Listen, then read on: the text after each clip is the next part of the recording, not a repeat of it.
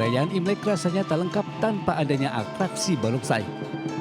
Singa barongsai yang melompat-lompat ke sana kemari dengan diiringi musik genderang serta simbal selalu membuat siapa saja yang menyaksikannya terpukau. Dan tentunya sudah bukan rahasia lagi jika di balik kostum singa barongsai terdapat 4 orang hebat yang berhasil menghidupkan barongsai. Tentu saja untuk mewujudkan gerakan singa barongsai menjadi seperti nyata dibutuhkan latihan yang berat dan disiplin yang ketat. Ini pula yang dilakukan anak-anak yang tergabung dalam klub Barongsai Longwang Indonesia menjelang Imlek.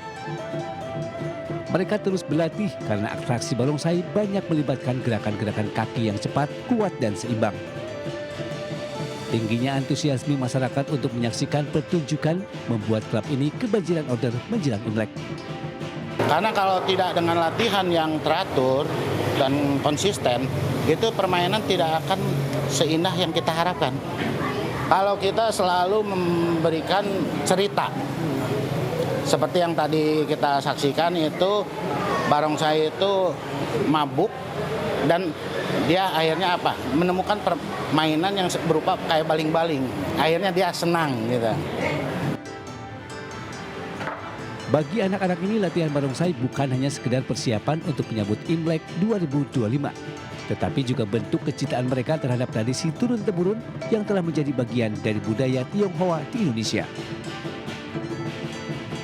Waktu itu kan sering lihat latihan, kan dekat rumahnya. Di sini sering lihat latihan. Pengen ikutan, suka gitu, jadi ikutan. Dengan tampil sempurna, jadwal latihan semakin padat karena rencananya pada perayaan Imlek mendatang, klub barongsai ini akan tampil 3 kali dalam sehari. Dari Bandung, Jawa Barat, Ervan David, iNews melaporkan.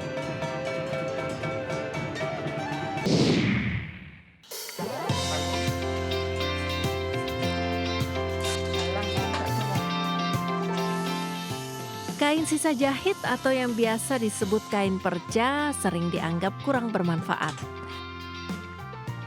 Tapi di tangan terampil Warnita, seorang ibu rumah tangga di Payakumbuh, Sumatera Barat, kain perca bisa disulap jadi barang bernilai jual.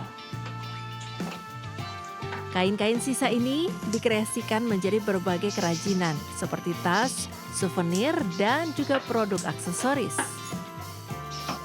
Meski terbuat dari kain limbah, produk yang dihasilkan oleh Warnita sangat menarik dan cantik. Untuk membuat kerajinan ini, ia dibantu oleh beberapa orang pekerja wanita yang semuanya merupakan ibu rumah tangga, warga di sekitar rumah Warnita. Bahan-bahan kain bekas Warnita dapatkan dari berbagai tempat jahit pakaian di sekitar tempat tinggalnya juga.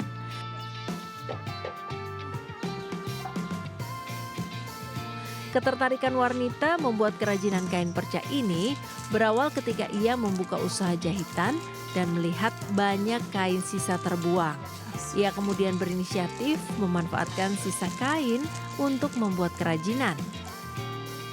Dari awalnya coba-coba, ternyata hasilnya diterima di pasaran. Akhirnya, Warnita pun fokus membuat kerajinan.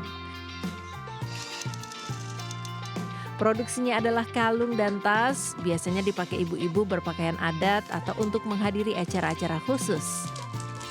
Satu aksesori dihargai mulai dari Rp150.000 hingga Rp350.000. Warnita mempromosikan produknya melalui event, media sosial, dan juga marketplace. Hasilnya, kerajinan kain perca ini tidak hanya terjual di pasar lokal, tetapi juga merambah keluar Sumatera Barat, bahkan sampai ke luar negeri seperti Jerman, Malaysia, dan juga Singapura. Karena saya lihat terlalu banyak limbahnya, saya berpikir untuk membuat sesuatu yang bisa bernilai jual. Di tangan kreatif Warnita, kain perca yang kerap dianggap sebagai limbah tidak berguna bertransformasi menjadi produk-produk bernilai ekonomis dan tentunya menjadi sumber penghasilan yang menjanjikan. Dari Payakumbuh, Sumatera Barat, Agung Sulistyo, iNews melaporkan.